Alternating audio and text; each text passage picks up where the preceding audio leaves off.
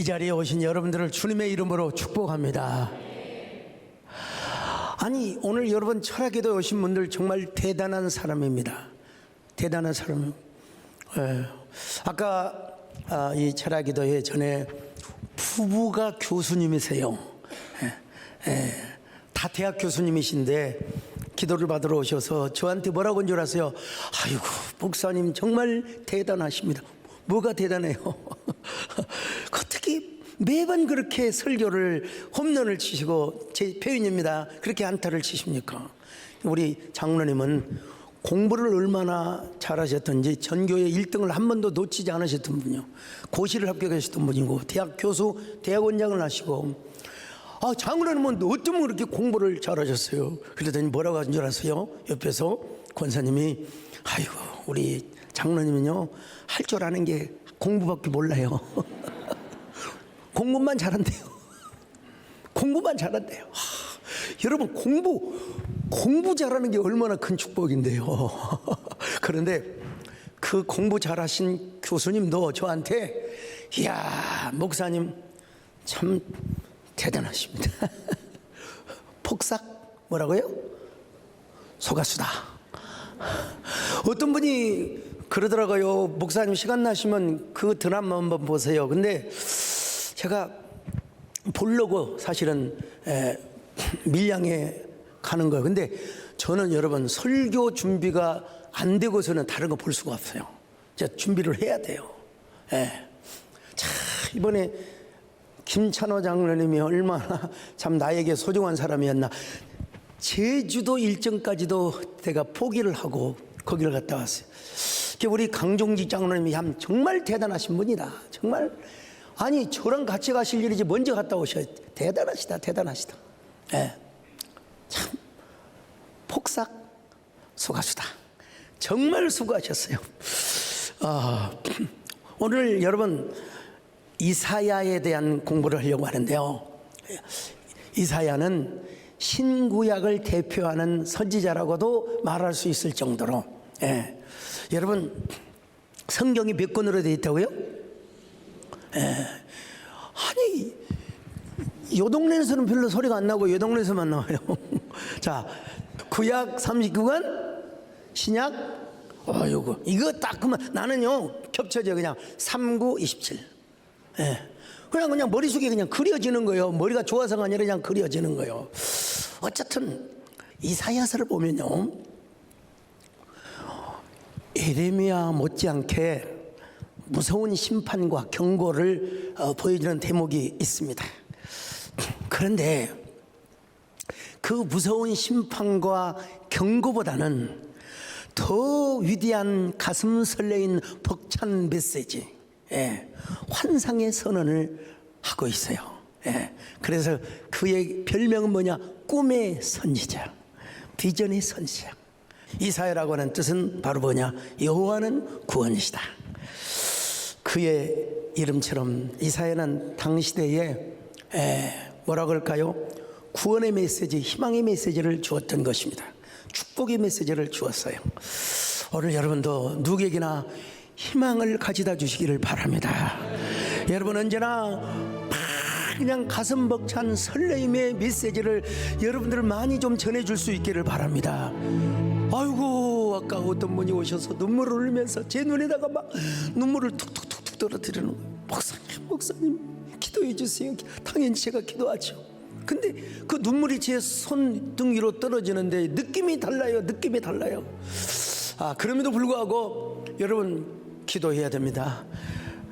이사야처럼 가슴 벅찬 메시지, 가슴 설레이는 메시지를 전해주는 오늘 우리와 저와 여러분이 될 수 있기를 바랍니다.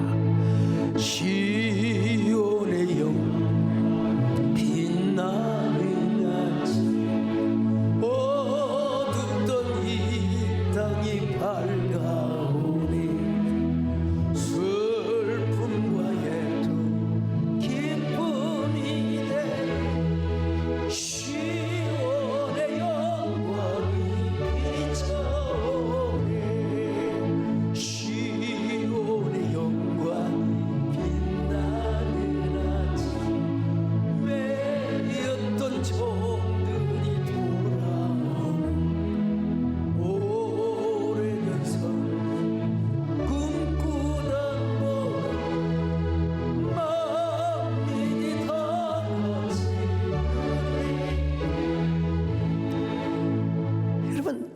그러면 이사야가 언제 어느 쪽 시절에 부름을 받았느냐? 참 우시아 왕.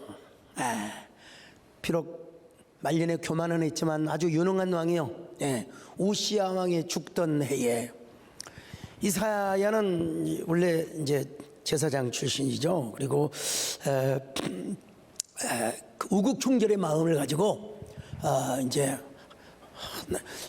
저런 유능한 하나님이 함께 하시면 되는데 인간에게 염려를 좀 했던 것 같아요. 우시아 왕이 죽으면 어떻게 되나? 이 나라는 어떻게 되나? 그런데 하나님께서 이제 딱 환상을 보여주시는 거예요. 뭐라고? 이 나라는 누가 지키느냐? 내가 지킨다. 내가 함께하면 된다. 자, 어쨌든 그런 해에 우시아 왕이 죽던 해 이사야 선지자가 부름을 받았습니다. 이사야 6장 1절입니다. 시작. 우시아 왕이 죽던 해에 내가 본즉 주께서 높이 들린 보좌에 앉으셨는데 그의 옷자락은 성전에 가득하였고. 여러분, 이거는 시간과 공간을 초월하는 하나의 장면이라고 생각하시면 돼요. 아니, 솔로몬의 성전이 우리 예배당보다 크겠습니까? 적겠습니까? 당시 성전이 커요? 적죠. 왜 이렇게 과감하게 대답을 못하세요? 당연히 적죠. 그렇지만 그 당시로서는 정말 우리가 한 20여 년 전에 예배당 짓는다고 할 때 대부분 다 소강석에 쓰러져 망한다, 죽는다, 대부분 20년 전만 해도 그랬는데 여러분,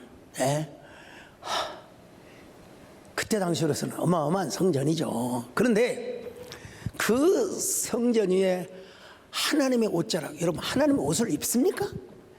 이건 앤스로포모피즘이라고 하는 신인 동형 동성론적인 표현입니다. 하여간 영적인 표현으로 영적으로 봤을 때 그 하나님의 영광의 임재가 마치 옷자락으로 그 지붕을 가리는 것처럼 이렇게 쫙 덮여져 있었던 것입니다. 그런데 여러분, 그 하나님의 임재 앞에서 이사야는 입을 멍하고 그냥 완전히 멍병이 들었어요. 멍병이 들어버렸어요. 제가 이제 사실 그 신학교 때 배운 내용인데 지금도 우려먹고 있습니다, 여러분. 신학교에 가서 별로 잘 안 가르치나 보더라고요. 제가 가서 얘기하면 굉장히 그 쫑긋한 귀로 이렇게 듣는 것을 보게 되는데, 선지서나 구약 뭐 이렇게 쭉 보면은 하나님께서 당신의 사람을 부르실 때에 그 콜링 내러티브가 있어요. 콜링 내러티브가 있는데 첫째는 뭐냐? 디바인 컨프런테이션. 하나님이 자기 자신을 소개하세요. 나는 스스로 있는 자라. 나는 아브라함의 하나님이요, 이삭의 하나님이요, 야곱의 하나님이다. 아야, 에레미야, 나 너를 북중에서 너를 지우고 내가 택한 자가 누구냐? 여호와 하나님이시다.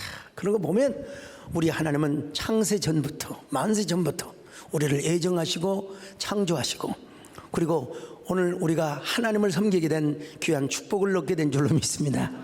결국은 은총론이죠, 은혜론이죠. 그런데 이제 하나님께서 자기를 소개하실 뿐만 아니라 서론적인 말씀을 하세요. Introductory word. 왜 내가 너를 불렀는가? 너는 무엇을 해야 되는가? 다시 말하면 너의 사명은 무엇인가? 너의 사명은 무엇인가? 그런가 하면은 세 번째로 이제는 커미션입니다. 대사명을 임해 주는 거예요. 야, 내가 너를 불렀다. 내가 너를 보낸다. 그러니까 너는 절대로 사람 보지 말고 나만 바라보고 너는 나가거라. 하나님께서 이렇게 사명을 임해 주는 거예요. 그러면 이제 소명받은 자가 뭘 하느냐? 오브젝션. 거절을 하는 거예요. 거절하는 거예요. 아유, 하나님, 저는요 말을 못해요. 모세가 그랬죠. 저는 입이 둔해서 말을 잘 못합니다. 아유, 저는 어린아이에 불과합니다. 어린아이에 불과합니다. 그러니 보낼 만한 자를 보내소서. 오늘 이사야는 뭐라고 그랬어요? 나는 화로다. 입술이 부정한 사람입니다. 저는 하나님의 말씀을 전할 수가 없습니다. 이런 식으로 얘기를 했죠. 이사야 6장 5절 한번 먼저 보십니다. 시작. 그때에 내가 말하되 화로다 나여 망하게 되었도다. 나는 입술이 부정한 사람이요 나는 입술이 부정한 백성 중에 거주하면서 만군의 여호와이신 왕을 배웠음이로다 하였더라. 그러면서 하나님께서 리어슈어런스, 하나님이 재확신을 주시는 거예요. 새 확신이 아니라 다시 한번 확신을 주시는 거예요. 야, 겁내지 마라. 너 절대로 겁먹을 필요가 없다. 내가 너의 입에 함께하면 네 귀가 모다 같은 엔진 같은 입이 될 것이고, 그리고 내가 비록 말에는 졸할지라도 상대방의 귀를 감동하고 상대방의 가슴을 내가 열어줄 것이다. 하나님께서 심지어는 뭐라고 말씀하십니까? 내가 너를 열망의 선제로 세운다. 모세에게 내가 너를 바로왕 앞에서 신이 되게 하겠다. 그렇게 아주 위험하게 아주 어미스러운 존재가 되게 하겠다는 겁니다. 심지어는 너를 축복하는 자는 내가 복을 줄 것이고 너를 저주한 자는 저주할 것이라. 이런 재확신을 하나님이 허락해 주시는 거예요. 그리고 나서 이제 마지막으로 다시 한번 보이는 사인, 기적을 하나님 베풀어 주시는 사인 to confirm call. 자, 이건 소명의 확인을 위한 사인이나 표적을 의미하는 것인데요. 눈에 보이는 기적을 하나님이 주시는 거예요. 어쩌면 그렇게 내 마음을 그렇게 달구어지게 만드는지 몰라요. 얼마나 뜨겁니. 그래서 이제는 그 하나님이 내 눈으로 보이게 하셨거든요. 귀로 만들었던 하나님을 엽처럼 눈으로 보게 하셨거든요. 그래서 이제 뭐라고 고백을 합니까? 아이고, 다시 한번 봅시다. 이사야 6장 5절 시작. 그때에 내가 말하되 화로다 나여 망하게 되었도다. 나는 입술이 부정한 사람이요 나는 입술이 부정한 백성 중에 거주하면서 만군의 여호와이신 왕을 배웠음이로다 하였다. 여기서 보면은요, 하나님의 부르심 안에는 무엇도 동반한다? 회개도 동반한다. 내가 먼저 회개하고 내가 먼저 그런 게 아니라 하나님의 부르심의 은총 안에는 바로 회개라고 하는 과정도 들어있다는 것을 우리가 다시 한번 살펴볼 수 있고요. 자, 그러자 스랍 천사 중에 하나가 부젓가락으로 제단에서 활활 타오르는 숯덩어리. 여러분, 여러분들은 그 옛날에 그 모닥불 같은 거 안 피워봐서 잘 모를 텐데, 시골에서 자라신 분들은 옛날에 보름에 대달집을 지었어요. 대달집, 큰 달집을 지었는데 요즘은 법교상으로도 못하죠. 달집을 지었는데 막 생솔나무나 할 것 없이 가시나무를 크게 지어놓고 그냥 불을 막 그냥 질러대면은 거기에 막 나중에 막 타다가 이제 막 그 다 이제 이파리나 가지나 타고 그 두꺼운 통나무들이 막 타고 이글이글 타고 있는 그 숫덩이가 있어요. 그걸 연상하면 돼요. 이스라엘에서도 여러분 번제단에서 막 그 염소와 순양과 막 숫소를 태워가지고 막 태우는데 막 이글거리는 그 숫덩어리 있잖아요. 그 숫덩어리 같은 거. 그걸 하나님의 천사 중에 하나가 그 숫덩어리를 부젓가락으로 집어와가지고 이사야의 입술을 치직하고 찢어버렸어요. 얼마나 여러분 잔인하고 끔찍한 모습입니다. 그러나 이건 공간을 초월한 영적인 상황이라는 걸 여러분 아셔야 돼요. 자, 이사야 6장 6절로 8절 같이 봅니다. 시작. 그때에 그 스랍 중에 하나가 부젓가락으로 제단에서 집은 빈 룻을 손에 가지고 내게로 날아와서 그것을 내 입술에 대며 이르되, 보라, 이것이 내 입에 닿았으니 내 악이 제하여졌고 내 죄가 사하여졌느니라 하더라. 내가 또 주의 목소리를 들으니 주께서 이르시되, 내가 누구를 보내며 누가 우리를 위하여 갈꼬 하시니, 그때에 내가 이르되, 내가 여기 있나이다, 나를 보내소서 하였더니. 여러분, 우리는 그냥 이렇게 평범하게 있겠지만 이사야 선지자가 얼마나 감격했으면 이런 고백을 했겠습니까? 주여, 내가 여기 있나이다. 주여, 내가 여기 있나이다. 나를 보내주셔서 내가 가겠습니다. 내가 가겠습니다. 오늘도 여러분, 우리가 주여, 우리가 보냄받은 자가 되게 하여 주옵소서. 이 시대에 이사야가 되게 하여 주시옵소서. 그런 저와 여러분 되시기를 바랍니다. 보내주소서, 보내주소서. 죄던 숯불 내 입술에 대니 어찌 유저할까 주여 나를 다시 보내주소서.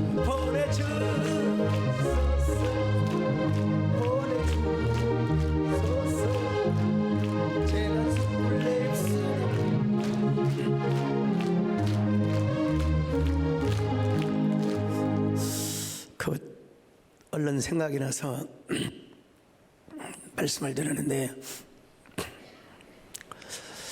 어떤 저하고 신학교를 같이 다녔던 목사님이 계세요. 얼마나 학구열이 나보다도 나이가 훨씬 많으시죠. 그러니까 늦가기라 신학교를 오셔가지고 학구열이 많으셔서 대학을 다시 들어가가지고 대학원을 졸업을 해서 정식 명예 박사가 아닌 정식 철학 박사, 그것도 사립대학이 아니라 하여간 국립대학에서 박사 학위를 받았어요. 그리고 이제 손주들 가족들과 함께 축하연을 하려고 학위를 딱 받고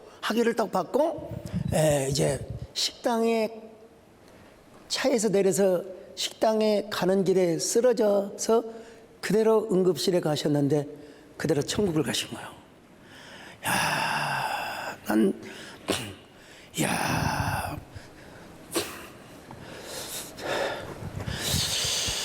어떻게 좀 박사학위 받은 뒤 한 1, 2년, 2, 3년이라도 하셔야 되는데 너무 그 논문에 집중을 하고 너무 올인을 하다가 그냥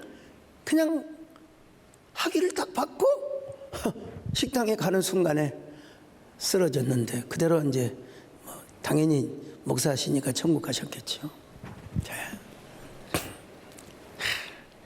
또 어떤 분은요, 당뇨가 와가지고 하반신까지 거의 다 괴사가 되었다는 겁니다. 괴사가 되어서 도대체 이제 방법이 없어서 다리를 절단을 해야 한다고 병원에서 했는데 어떤 그 뭐라고 할까요? 전통적인 민방으로 유명한 그런 한의원을 찾아가서 절단을 하지 않고 오늘 우연하게 오늘 전화통이 불이 났어요. 얼마나 많은 전화가 오든지 불이 났어요. 하도 불이 나서 잠시 꺼놨습니다만은 이런 걸 생각하면서 저한테 귓두머리 준 목사님, 우리가 살아 있다고 하는 것 자체가 참 실감이 나. 아니 어떻게 그렇게 박사학위를 받고 얼마 전에 일이었다는 거예요. 저 신학교 같은. 이야, 참 우리가요 하나님 앞에서 지금 현재가 얼마나 중요한지 몰라요. 오늘 이 자리에 하나님 앞에 나와서 우리가 기도회를 갖고 예배를 드린다. 하나님 앞에 부름을 받는 것이 얼마나 영광스러운 것인가.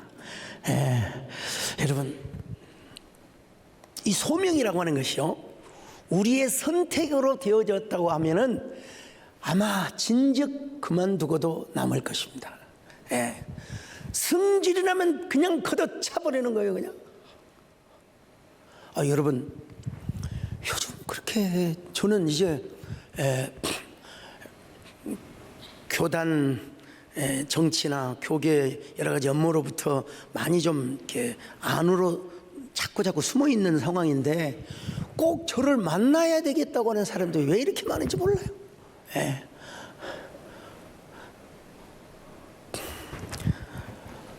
근데 여러분, 우리가 누구를 만나는 것도 중요하지만 정말 하나님을 만나고 하나님 앞에 얼마든지 울부짖고 기도할 수 있다고 하는 게 얼마나 큰 특권인지 모른다 이 말이에요. 오늘 여러분 하나님께서 여러분을 오늘도 부르셨습니다. 그 부르신 여러분에게 하나님께서 사명을 주신 줄로 믿습니다. 예, 사명은 하나님께서 소명자에게 맡겨주시는 거 맡겨주시는 거예요. 예, 그렇다면 우리는 소명의 가치를 알아야 됩니다. 예, 이 소명의 가치를 아는 사람은 가슴이 울먹거리고 뜨겁게 하나님께 헌신하는 거예요. 예, 하나님의 부르심에 감격하고 거룩한 흥분을 하면서 막 눈물을 흘리는 거예요. 저 요즘 우리 정원사님 방에 살짝 가서 봅니다. 예. 왜냐하면 정원사님은 이제 저보다는 뭐 책을 성경은 읽지만 다른 책은 읽을 필요는 없으시잖아요. 예. 어제 성경 보고 또 혹시 주무실까 싶어서 살짝 문을 열고 들어가서 좀 불이 좀 꺼져 있다 생각하면 나와서 다시 비서 권사님한테 전화를 해요. 아니요 지금 권사님 기도하고 계신다고. 참 우리 권사님이 끝까지 기도하시고 끝까지 자기 부르심의 가치를 느끼고 있는 이 모습을 보면서 제가 참 부담이 됩니다. 나는 딱 한 80 정도까지만 살고 싶은데 그게 내 마음대로 됩니까? 나는 딱 80에 하나님 은퇴하고 한 10년 쭉 이렇게 공부도 하고 또 이렇게 또 나름대로 선교 집회도 가고 하다가 80에 가면 좋겠다 생각을 하는데 그게 누구 마음대로 되냔 말이죠. 우리 권사님한테는 항상 기도합니다. 주여 우리 성문이 장가가고 하나님 손주 볼 때까지 95세까지 살게 하여 주시옵소서. 그렇기 때문에 우리 정 권사님이 아멘 아멘 해서 아마 그대로 하나님이 응답하여 주실 줄로 믿습니다만은 어쨌든 여러분 그게 내 맘대로 됩니까? 하나님께서 저는 여러분들은 어쩔지 모르 저는 지금 선풍기를 틀어놓고 지금 설교를 합니다. 예, 하나님이 맡겨주신 일을 안 하고는 어떻게 할 수가 없잖아요. 비바람이 몰아치고 아무리 눈보라가 여러분 몰아쳐도 우리는 그 길을 가야 될 줄로 믿습니다. 그건 뭐 80은 제가 하는 소리고 하나님이 더 살고 하나님이 더 하라면 또 해야 되는 거 아니겠습니까 여러분요. 비바람이 앞길을 막아도 나는 가리 주의 길을 가리 눈보라가 앞길을 가려도 나는 가리 주의 길을 가리 이 길은 영광의 이 길은 승리의 길 나를 구원하신 주님이 십자가 지고 가는 길 나는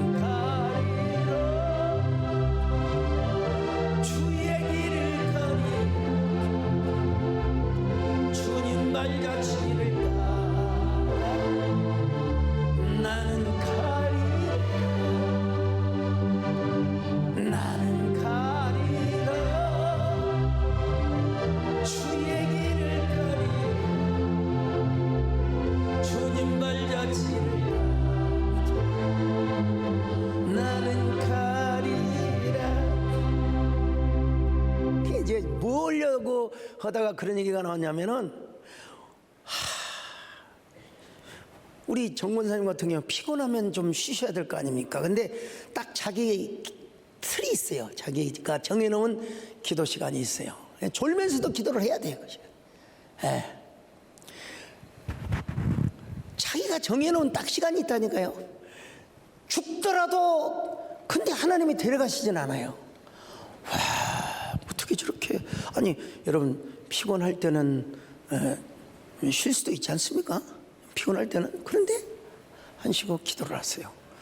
야 저게 진짜 사명이라고 하면은 뭐 저것도 어떻게 참 감당을 해야 되겠지 이런 생각을 해봅니다만은 근데 중요한 건 뭐냐면요 우리가 소명감이 식어가면 우리 속에 불길도 꺼져버린다는 거예요.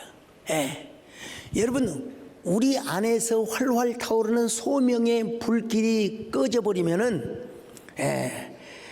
우리의 마음속에 은혜의 불, 성령의 불, 능력의 불도 사그라져 버리고 말더라는 겁니다, 여러분. 예. 목회자도 마찬가지예요, 사실은요. 예. 여러분, 설교 준비하는 고통도 있지만 거기에 대한 보람도 있어야 돼요. 예. 그 말씀을 내가 또 깜빡했나 다시 찾아보고 확인하고, 예. 이런 그런 그 학문적 탐구력이 있어야 거기에서 느껴지는 보람과 가치, 이게 있어야지. 이게 없어지면서 자꾸 말이요, 전화질만 하고 맨날 정치하고 이러다 보면은 이게 자꾸 힘겨루기 싸움을 하게 되는 거예요. 정말 저는 코로나 때도 어떻게 하면 예배를 회복할 것인가, 어떻게 하면 영혼을 구원할 것인가, 여기에 올인을 했습니다. 그랬더니 하나님께서 주신 선물도 있더라고요, 보니까요. 오늘날 보면은 그 권력인들, 우리 김현호 집사님 신문에 그런 글을 쓰셨더라고요. 이 권력자들의, 또 정치하는 사람들의 화려한 말잔치에 그냥 뭐라고 밑불리 좀 우민화되어 가고 있는 것을 지적해 놓은 것을 제가 봤는데요. 우리가 여러분 소명감이 우리 안에서 사라지면 주님께서는 우리를 누구를 쳐다보듯이 쳐다보시느냐, 외식하는 서기관과 바리새인들처럼 주님께서 여러분 우리를 책망하시고 우리를 꾸짖어 주실 때가 있다, 이 말입니다. 오늘 여러분 저는 한국교회 연합기관이 그 나뉘어지는 현장을 제가 목격한 사람이거든요. 사실 그때 마이크 잡고 싸우고 막 그냥 EX 저색 하면서 그냥, 난 그때 까마득한 젊은 시절이었는데, 야, 내가 그런 생각을 해봤어요. 야, 이러려고 목사가 되었는가, 이러려고 장로가 되었는가. 내가 언젠가 교권이 주어지고 힘이 주어진다면 나는 반드시 두동강이란 연합기관을 하나로 만들리라. 근데 여러분, 나누어지는 건 쉬운데요, 여러분 서로 합하는 것은 정말 힘들더라고요. 야, 여러분 정말 분열되는 건 쉬운데요, 합쳐지는 것이 그렇게 힘든가를 다시 한번 생각해 봤어요.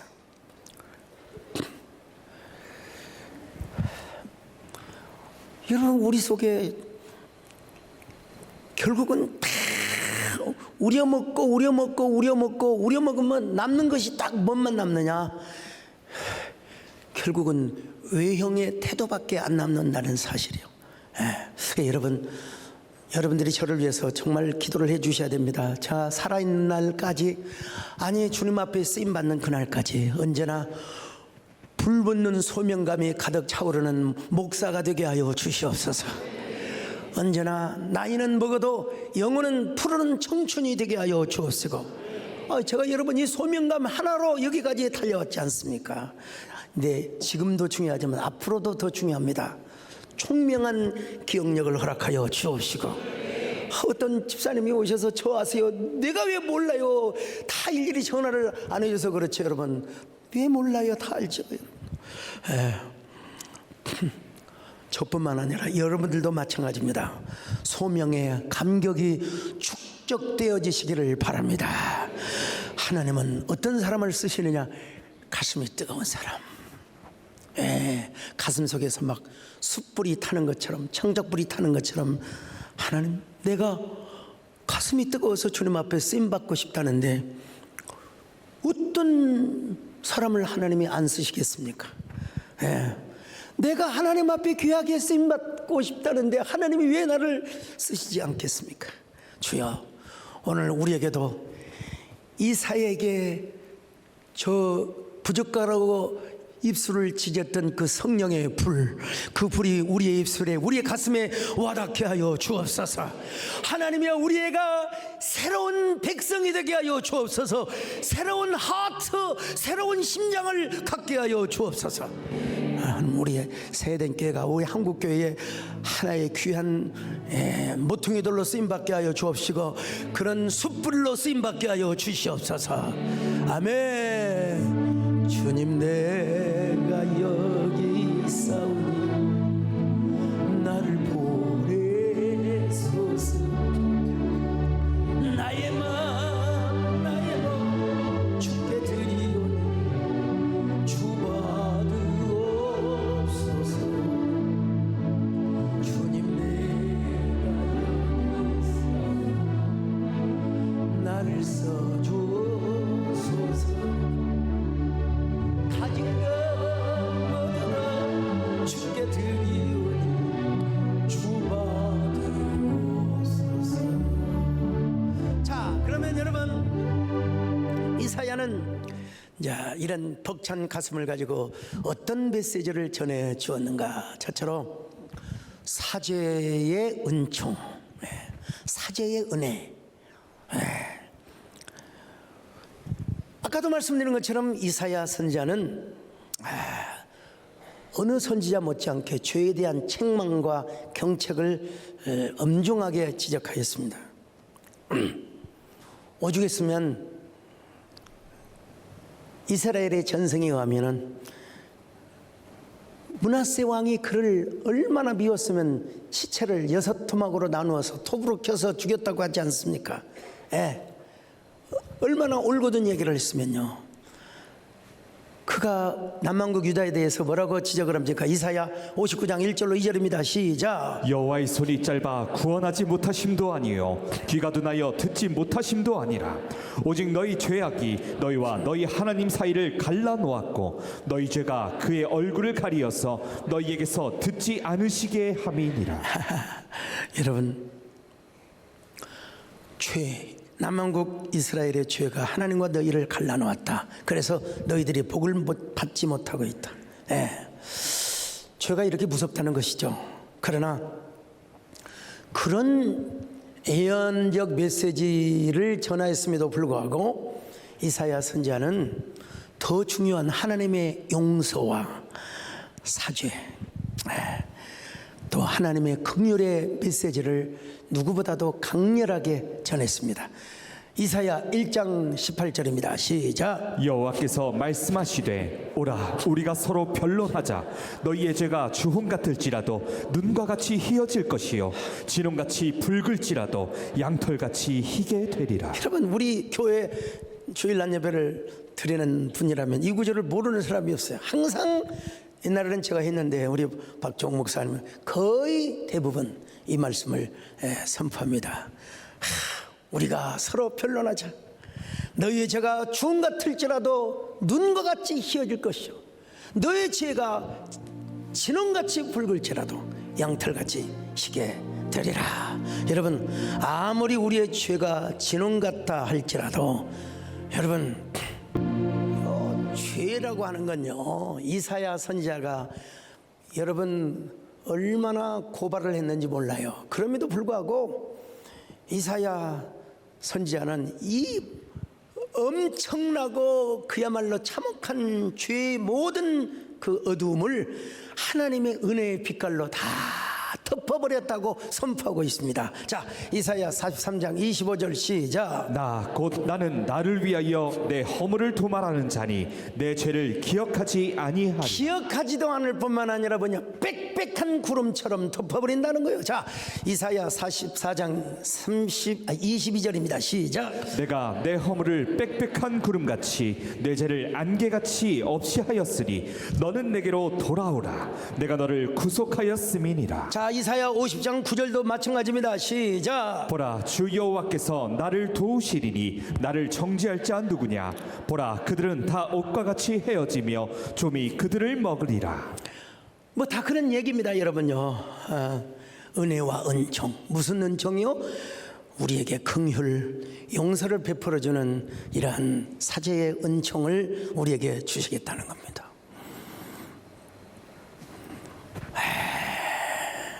많은 세상 말로 말하면 성인들, 그런 그 존경받을 만한 분들이죠. 다 그런 분들. 그런데도 불구하고 제가 한 구절만 인용해서 좀 죄송하긴 그 공자님께서는 논어의 자한편에 보면은 다 요거 있어요. 획제 어천 무소토야라. 하늘로부터 하늘을 향하여 지은 죄는 어디 가서 빌 곳을 없다는 것입니다.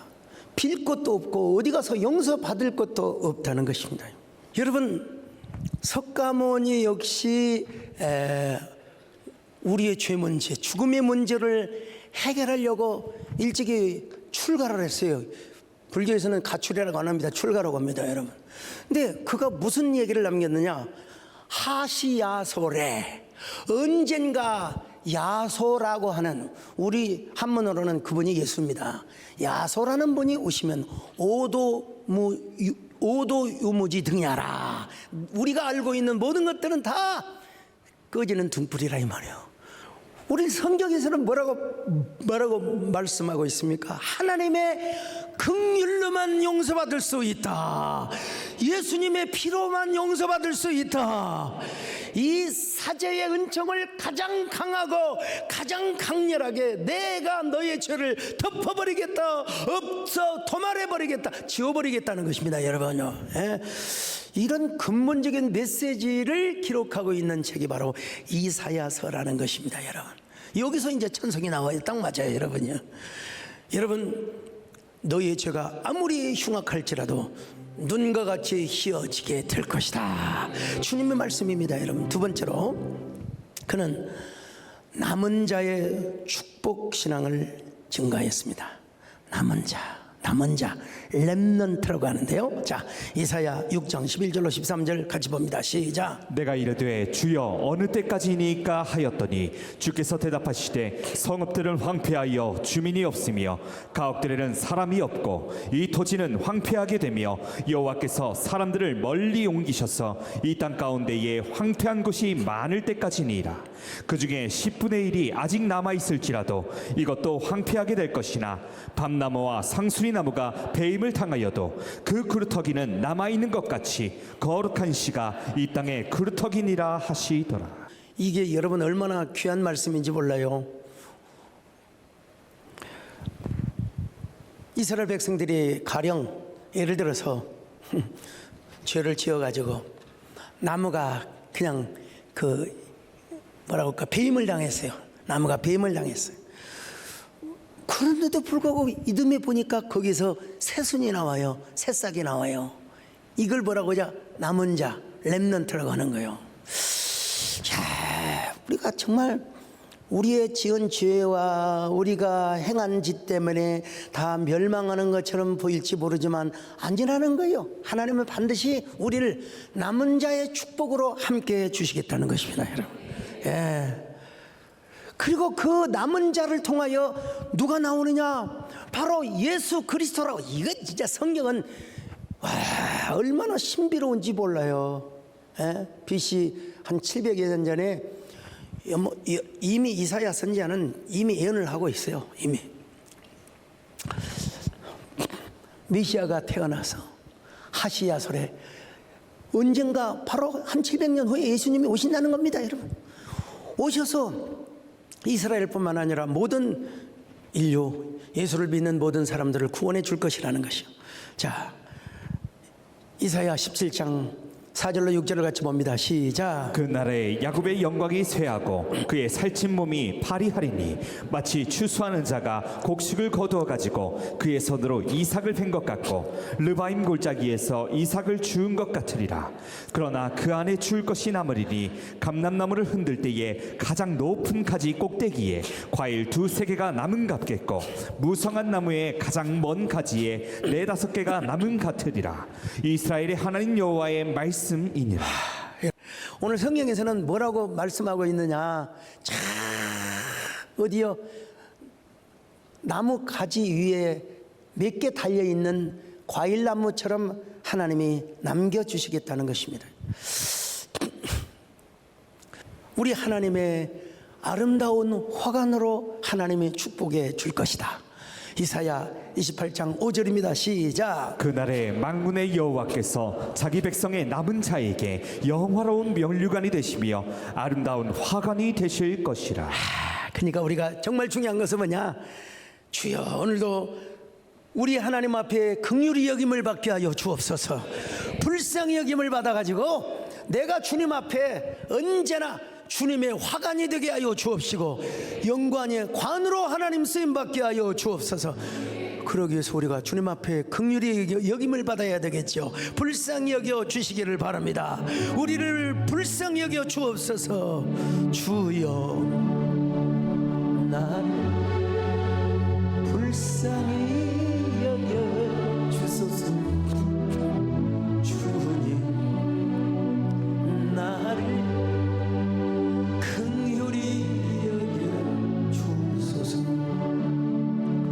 주님이 붙잡아 주시지 않으면 나는 허수아비. 주님이 돌보아 주시지 않으면 나는 내 모습. 주님이 내 심령을 붙잡아 주셔야 합니다. 주님이 내 안에 오셔서 생명의 빛이 되어 주시고 소망의 등불 되어 주소서. 자, 여러분, 이사야는 세 번째 메시지, 축복을 회복하는 신앙을 증거하였습니다. 자, 이사야 30장 26절 같이 봅니다. 시작. 여호와께서 자기 백성의 상처를 싸매시며 그들의 맞은 자들을 고치시는 날에는 달빛은 햇빛 같겠고 햇빛은 7배가 되어 7날의 빛과 같으리라. 여러분, 달빛이 햇빛 같고 햇빛은 세상에 7배나 더 밝게 빛나는 그날이 어떤 날이냐? 여러분, 바로 이사야 35장 10절에 보니까 이렇게 말씀하고 있어요. 시작. 여호와의 속량함을 받는 자들이 돌아오되 노래하며 시온에 이르러 그들의 머리 위에 영영한 희락을 띠고 기쁨과 즐거움을 얻으리니 슬픔과 탄식이 사라지리로다. 영영한 즐거움과 기쁨. 하나님, 우리 속에서 슬픔과 탄식이 없어져 버리게 하여 주옵소서. 사라져 버리게 하여 주옵소서. 여기 전체적인 흐름과 맥락은 무엇이냐? 회복이 있다는 겁니다. 회복. 은혜의 회복이고 축복의 회복이라는 거예요.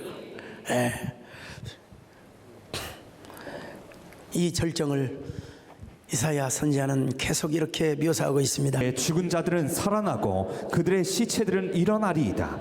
뒷글에 누운 자들아 너희는 깨어 노래하라. 주의 이슬은 빛날이 있으리니 땅이 죽은 자들을 내놓으리로다. 이스라엘의 역사에서도 반영이 되었겠지만은 종말론적인 이러한 그 사관으로 이 예언서를 썼다는 사실을 우리가 알아야 돼요. 이사야 11장 6절로 8절 같이 읽습니다. 시작. 그때에 이르가 어린 양과 함께 살며 표범이 어린 염소와 함께 누우며 송아지와 어린 사자와 살찐 짐승이 함께 있어 어린아이에게 끌리며 양소와 곰이 함께 먹으며 그것들의 새끼가 함께 엎드리며 사자가 소처럼 풀을 먹을 것이며 젖 먹는 아이가 독사의 구멍에서 장난하며 젖된 어린아이가 독사의 굴에 손을 넣을 것이라.